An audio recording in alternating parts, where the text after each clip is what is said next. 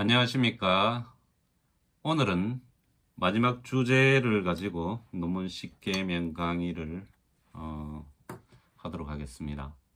마지막 주제를 제가 어떻게 잡을지, 어떤 내용으로 우리 선생님들한테 강의를 할지 많은 고심을 했습니다. 고심을 했는데 여러 가지 방법론이나 어떤 기법보다도 제가 현장에서 우리 선생님들이 논문을 쓰는 과정에서 꼭 알아야 될 사항을, 그러니까 대학원에 입학해서 졸업에 이르기까지 꼭 알았으면 좋겠다 하는 부분을, 실질적인 부분이지요, 여러분들한테 전달을 하겠습니다. 전달을 할 테니까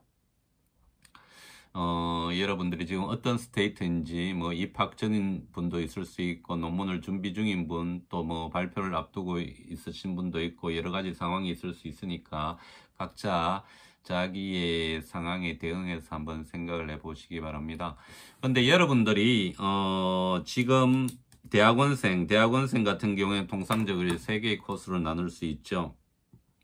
석사과정, 박사과정, 그리고 석박사 통합과정, 이렇게 나눌 수 있습니다. 나눌 수 있는데, 여러분들이 대학원에, 우리 선생님들이 대학원에 오기 전에 지도 교수하고 상담을 통해서 대학원을 진학하는 것이 가장 바람직한 것입니다. 그러니까 예를 들어서 이거죠. 학기마다 다를 수 있는데, 한 학기를 시작하기 전에 한 학기를 마치고 지도 교수님을 선정을 하는데, 이미 이전에 여러분들이 면담이나 이런 상담을 통해서 주제도 결정하고 지도 교수님도 결정이 되는 것이 가장 좋다. 그리고 어떻게 보면 가장 예민한 부분일 수 있는데요. 각 학과마다 학교마다 일률적으로 눈에 보이지 않는 규정이라는 게 존재할 수 있습니다. 예를 들어서 제가 약간은 둘러서 이야기를 하겠습니다. 본인이 박사 과정을 5년 안에 마쳐야 되겠다, 혹은 3년 안에 마쳐야 되겠다 그러면 여러분들이 이전에 선배님들이 통상적으로 그 프로세스에 걸린 기간을 한번 살펴보는 것이 상당히 중요합니다. 상당히 중요하기 때문에 이 부분은 약간 민감한 부분이기 때문에 제가 이 정도만 말씀드리고 넘어가도록 하겠습니다.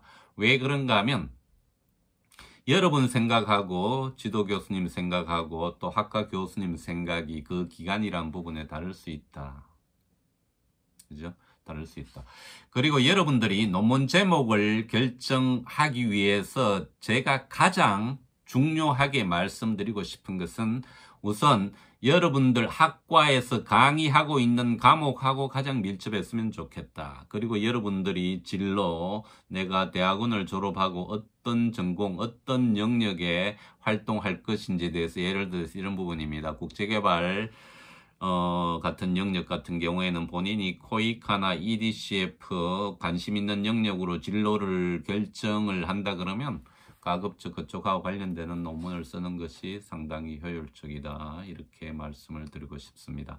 그리고 논문을 시작하기 전에 자료 정보, 분석 기법, 그리고 논문을 쓰는 여러 가지 방법들이 있는데, 가장 효율적인 방법을 선택하기 위해서는 여러분들이 주변에 많이 물어봐야 됩니다.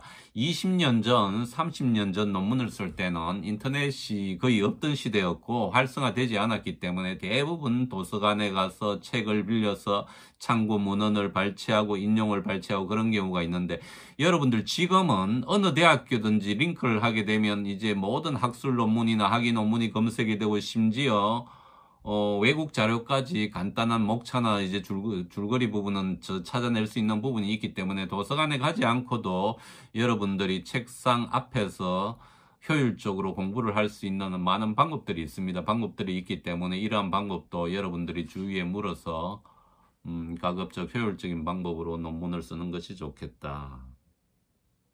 그리고 논문 심사에 들어갈 때 논문 심사위원이 어떻게 구성되느냐, 석사 같은 경우 3명, 이제 박사 같은 경우 통상적으로 5명으로 구성돼, 학술 논문은 3명입니다. 이렇게 구성이 되는데, 학술 논문은 이제 공개가 되지 않기 때문에 어떻게 구성되지는 모르지만, 대학원에는 학생들이 일정 부분 자기네 의견을 개진할 정도는 됩니다. 그렇기 때문에 논문 심사위원회 구성에 유의를 하는 것이 좋습니다. 자기 주제라든지 연구 방법하고 이런 부분을 충분히 이해할 수 있는 지도 교수님이면 훨씬 더 좋다. 그리고 여러분들 논문을 쓸 때 저도 이제 논문 지도를 하고 있지만 종이를 아까워하면 안 됩니다. 그게 무슨 말인가 하면 여러분들이 심사를 들어가기 전에 일정 부분 논문이 완성되고 이 논문 자체가 스프링 제본으로 뭐 심사위원도 그렇고 지도교수도 그렇고 이제 보여주는 횟수 자체가 뭐 제가 볼 때 10회 이상은 돼야 됩니다. 10회 이상, 많게는 20회 정도가 되더라도 그런 종이를 아까워하지 말고, 물론 교수님이 전체를 다 보지 않는다 그래도 여러분들은 이제 통으로 스프링 제본을 해서 제출을 하고 피드백을 받고 그렇게 하는 것이 좋습니다. 예를 들어서 뭐 서론 부분을 제외하고 이제 분석 부분을 한다든지, 물론 그런 부분이 상호 간에 이해가 되면 괜찮지만 지도하는 사람 입장에서는 많은 학생들이 있다 그러면 준비된 학생 같은 경우에는 조금 더 쉽게 지도를 할 수 있습니다. 그러니까 여러분들이 교수님의 입장에서 논문 지도를 하기 위해서 어느 방법이 가장 편한지를 생각한다 그러면 그런 판단에서도 여러분들이 충분히 좋은 선택을 할 수 있을 것이다. 그리고 논문 발표나 논문 지도를 할 때 교수님들하고 이론적으로는 절대로 맞서면 안 됩니다. 이게 어떤 부분인가 하면 교수님마다, 지도 교수님이나 학과마다 이제 논문에 대한 틀 자체가 다른 경우가 있습니다. 예를 들어서 참고 문헌에 이제 한글 그 국문 문헌 같은 경우에 교재에 서울 법문사 해가 서울을 예전 방식을 그대로 고수하시는 교수님도 있고, 요즘은 통상적으로 지역을 안 써도 이제 인터넷이 워낙 활성화되어 있으니까 출판사의 소재를 안 적는 경우도 있습니다. 이거는 이제 영어나 한글 문헌 동일하게, 또 그거를 꼭 따지는 분이 계시면 여러분들이 굳이 그런 부분을 교수님한테 맞서서 이제 현재 추세는 이런데 왜 이럽니까? 이럴 필요는 없다는 겁니다. 자, 이런 부분들이 표나 그림의 끝세 부분을 달리한다든지 그림 부분은 그저 밑에 넣는다든지 이제 제목 타이틀을 말하는 겁니다. 그리고 이제 표에 영어를 넣는 것을 또 싫어하시는 교수님도 있고, 또 표를 작성하는 데 있어서 꼭 언급을 하라는 분도 있고, 여러 방법이 있습니다. 방법이 있다 그러면 그 논문에 절대적인 영향을 끼치지 않는 이상 여러분들이 그런 지도는 충분히 수용하는 부분이 좋다. 그리고 여러분들이 논문 발표를 할 때 단순하게 PPT와 논문만 가지고 가는 것이 아니라 여러분들이 연구했던 연구 자료 분석 부록 부분을 꼭 논문에 첨부가 되지 않더라도 충분히 준비해서 당일날 발표를 하면서 뭐 예를 들어서 설문지 전체를 보여준다든지 문항을 보여준다든지, 안 그러면 연구 자료 자체가 일정 부분 책으로 엮을 수 있다 그러면 이제 보여드리고 설명을 하는 것이 좋다. 그리고 이제 발표하는 부분도 충분히 스킬이 필요한 부분인데, 이런 거죠. 본인이 충분히 학습을 하고 연구를 했음에도 불구하고 교수님들이 지도가 들어오게 되면 현장에서는 상당히 당황하게 됩니다. 발표자의 입장에서는. 그러면 본인이 아는 부분도 충분히 답변을 못하고 그런 현상이 일어날 수 있기 때문에 가급적 여러분들이 발표 이전에도 충분히 시뮬레이션을 하고 연습을 통해서 이러한 발표도 하나의 논문을 쓰는 과정이다, 이렇게 생각을 하면 됩니다. 생각을 하고, 그리고 일반적으로 논문을 작성하게 되면 이제 감사의 글을 넣게 되는데요. 여러분들이 이제 문교부입니까? 이제 그 국회 도서관 제출하고 그런 폼에는 넣지 마시고 다 제출하고 난 뒤에 주위에 돌릴 때 감사의 글을 이제 충분히 넣고, 또 이런 경우도 있을 수도 있죠. 여러분들이 이제 인쇄를 이제 하는 부분이니까 그 학교용, 또 뭐 어떤 학회용 이런 식으로 구분해서 감사의 글도 이제 완성을 하는 방법도 있다. 그리고 가장 중요한 부분입니다. 여러분들이 공부에 많은 욕심을 가지고 있다 그러면 박사 논문이나 석사 논문을 쓰고 나서도 공부에 끈을 절대 놓으면 안 됩니다.